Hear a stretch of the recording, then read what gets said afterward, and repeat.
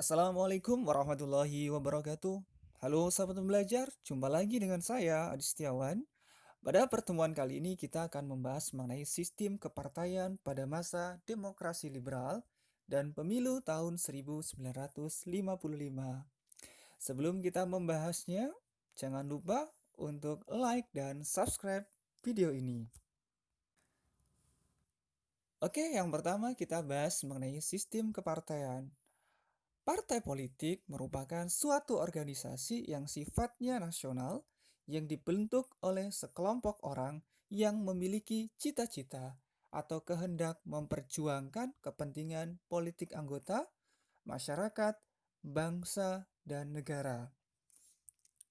Setelah proklamasi kemerdekaan Indonesia, muncul sebuah maklumat Wakil Presiden tanggal 3 November tahun 1945 di mana dalam isinya berbagai macam kelompok atau golongan di dalam masyarakat diperbolehkan untuk membentuk partai politik. Maka pada saat itu di Indonesia mulai lahir berbagai macam partai yang didasari ideologi yang berbeda-beda.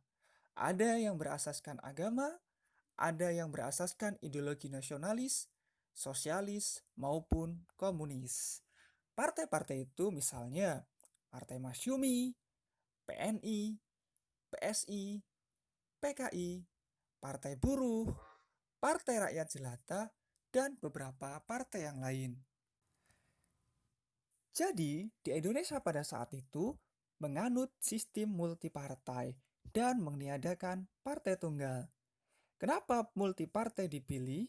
Menurut Muhammad Hatta, hal itu dipilih karena untuk memudahkan pemerintah di dalam mengontrol perjuangan, serta mempermudah di dalam meminta pertanggungjawaban kepada pemimpin-pemimpin barisan perjuangan. Namun dalam kenyataannya, sistem multipartai ini membuat kondisi politik di Indonesia sering terjadi kekacauan karena setiap partai berusaha untuk memegang pemerintahan. Hingga yang terjadi adalah sering terjadinya pergantian kabinet pada masa demokrasi liberal. Sehingga dapat dikatakan partai politik yang seharusnya menjadi sebuah aspirasi dari masyarakat untuk menyampaikan gagasan-gagasan kepada pemerintah pusat, dalam kenyataannya tidak dapat berjalan sebagaimana mestinya. Karena antar partai yang duduk di parlemen sering terjadi ketegangan, atau antar partai saling curiga dan mencurigai.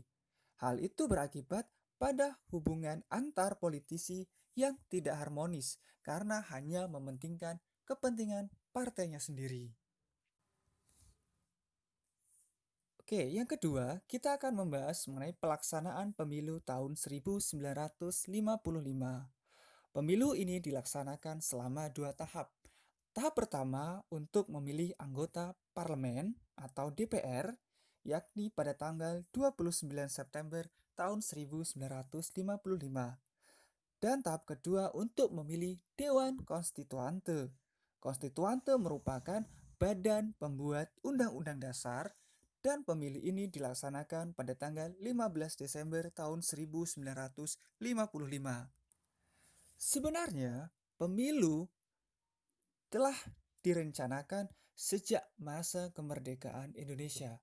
Namun karena berbagai pertimbangan seperti keamanan dan politik yang belum stabil, maka pemilu pertama di Indonesia baru terlaksana pada tahun 1955, yakni pada masa Kabinet Burhanuddin Harahap.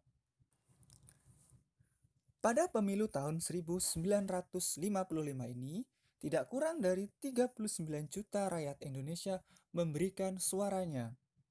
Sehingga pada pemilu ini dapat dikatakan sebagai pemilu pertama yang paling demokratis yang dilakukan oleh bangsa ini. Pada tahap pertama pemilihan anggota DPR yang dilaksanakan pada tanggal 29 September 1955, pemenang dari pemilu ini diantaranya adalah Partai PNI, kemudian disusul Masyumi, yang ketiga adalah Partai Nahdlatul Ulama, dan yang keempat adalah PKI. Sementara untuk Dewan Konstituante, adapun partai-partai pemenang yang pertama PNI, Masyumi, NU, dan PKI. Demikianlah pembahasan kita mengenai sistem kepartaian dan pemilu tahun 1955 sebagai pemilu pertama yang dikatakan sebagai pemilu paling demokratis yang pernah dilaksanakan di Indonesia. Semoga dapat bermanfaat. Terima kasih. Wassalamualaikum warahmatullahi wabarakatuh.